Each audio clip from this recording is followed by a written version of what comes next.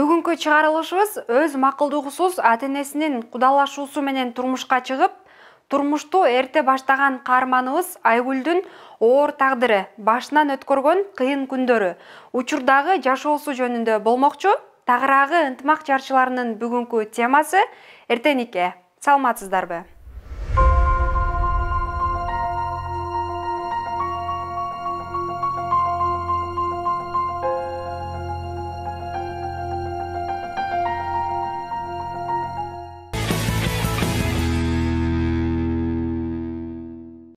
Айгүл айымды 16 жашында ата-энелердин эки тараптын сүйлөшүүсү менен эле өзүнүн макулдугусуз турмушка беришкен. 17 жашында туң уулу жарыкка келген. Учурда 3 уулдун апасы. Жашоо каарманыбызды кандай калчагандыгы жөнүндө каарманыбыздын өз оозунан уксак. Кээде ушунчалык качып кетким келчү да. Бизде Кыргызда көз өткөн инсанды жамандабайт деп коет го. Бирок деген жери көп. Ичип келчү, мен аябай келтектечү, эч себепсиз эле. Ошентип жүрүп, туң уулум төрөлдү. Кайната, кайнене деген адамдар бар, алардан жакшы сөз укпадым. Кээде көк ала болуп калчу денем. Алыс болгон үчүн атамдын үйүнө да дароо кетип кала албайт элем. Кеткенде эмне? Бизде айылда уят баланчанын кызы жашабай келип алыптыр, же дагы ушуга окшогон сөздөр болот. Ага дагы мен чыдабайт элем. Азыр жашым 31де, 3 уулум бар. Жолдошум 7 жыл мурда каза болуп калган.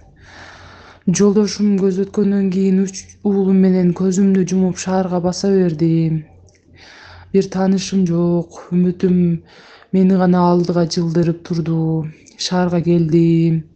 Шаарга келип эч кимим жок. Столовой, кафелерде иштедим, пол жуудум, идиш жуудум.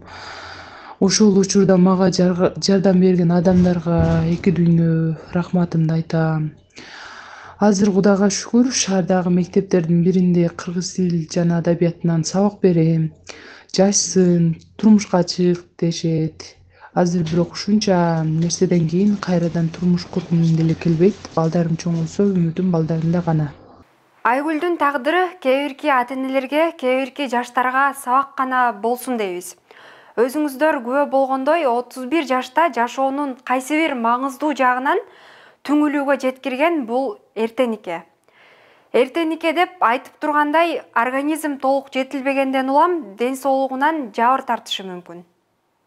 Бойго жете элек кыздар бошко ат болуп калган мезгилде, башкача айтканда 18 жашка жете элек кыздар бошко ат болгон мезгилде ал жаш кыздардын организми ошо болочокто баланын өсүп жетилишине боюнда болуп калган мезгилде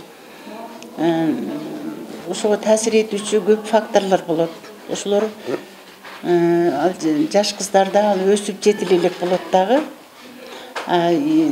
Ошо түйүлдүк нормально эненин ичинде жетилишине жакшы шарт болбойт. Андай көпчүлүк мезгилде бойго жете элек кыздар төрөгөн балдар ара төрөлүп калышы мүмкүн. Ар кандай ошо тетири таасирлер эненин курсагында таасир этип, ал психологиялык факторлор да болот. То есть бойго жете элек кыз бошко ат болуп калса, ал, конечно, переживать этет, көп тетири таасирлер таасир этет дагы. Келечекте ошо ымыркай ден соолугу начар төрөлүп калат дагы. Ошол үй бүлөдө кийин чоң проблемалар жаратат. Ошол себептен 18 жашка толгондон кийин гана физиологиялык жактан да организм толук өсүп жетилет дагы. Андай энелер анан төрөгөндө балдары дагы дени сак төрөлөт, ымыркайлар. Жана ара бойго жете элек кыздар төрөгөн мезгилде өзүнүн да өмүрүндө чоң коркунуч жаралат төрөт мезгилинде. Кан кетүүлөр болот. Ошол себептен ушул 18 жаштан кийин гана турмушка чыгып, анан балалуу болсо абдан жакшы болот. Үй бүлөсүнө дагы дени сак наристе төрөлөт. Дени сак наристе үй бүлөнүн бактысы. биздин областтык төрөт үйүндө 2017 жылы 8932 төрөт катталган. Анын ичинен эрте ушу жашы жетпей 18ге чейинки жашындагы кыздардан 12 төрөт катталган. Ал эми 18 жылы 6785 төрөт болгон. Анын ичинен ошо 18 жашка чейин төрөт 9 төрөт катталды.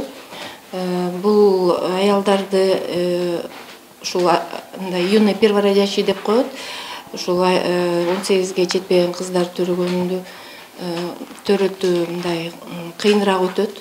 Эмне дегенде көбү төрөй албай кесарево жол менен төрөп да калышат. Ар түрлүү мындай осложненияларга кабылданышат алар. Кровотечение болушу мүмкүн, аябай разрыв болот. Бунун бардыгы ушул кыздардын организми жетил элек деп ошо менен байланыштырабыз. Анан дагы ушул жашоо турмушка дагы булар даяр эместиги деп ойлоймун. Көбүнчө эми арасында той кылып, кадимкидей кудалашып, алып анан төрөп кеткен кыздар бар.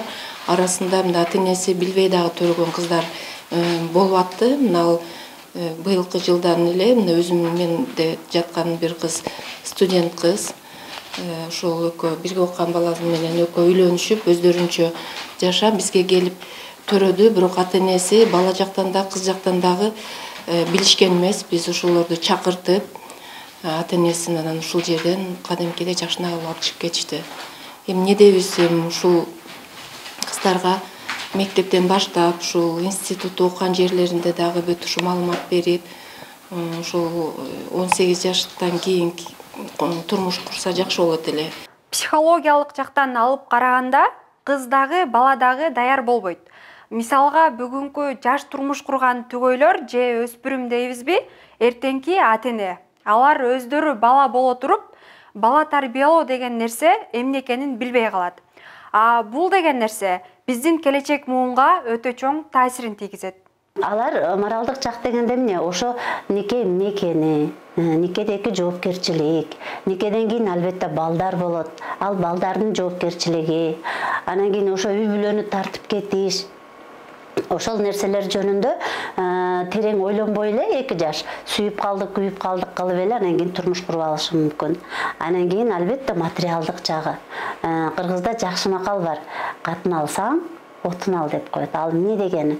Аял алган киши, айрыкча эркек жагынан ошол аялды камсыз кыла алышы керек. Бардык жагынан да ал кыздын ден соолугун карай алыш керек, кийим кечесин карай алыш керек. Тамак ашын, кыскасы динде деле, закондун астында деле ошол кыз үчүн алган бала кайсыдыр бир кандайдыр бир немеге чейин жоопкерчилик болуш керек да.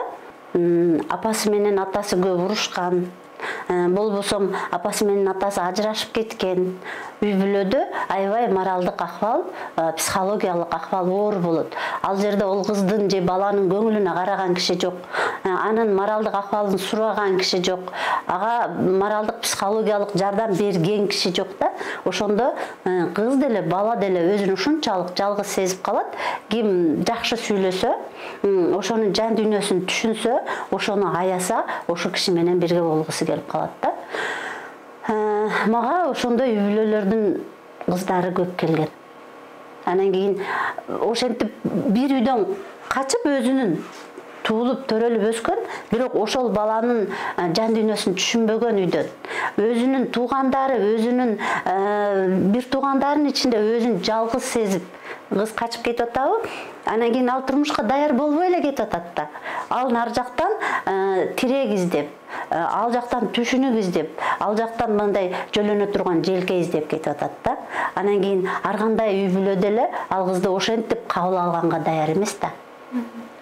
Анан баягы аюудан качсаң дөңгөчкө деп барып анан ал жерде дагы туура эмес мамиле болуп калганда, ал жерде дагы кабыл алуу туура эмес болуп калганда, анан кыздар эки оттун арасында калып, азапта калып, ыйлап келген учурлар абдан көп.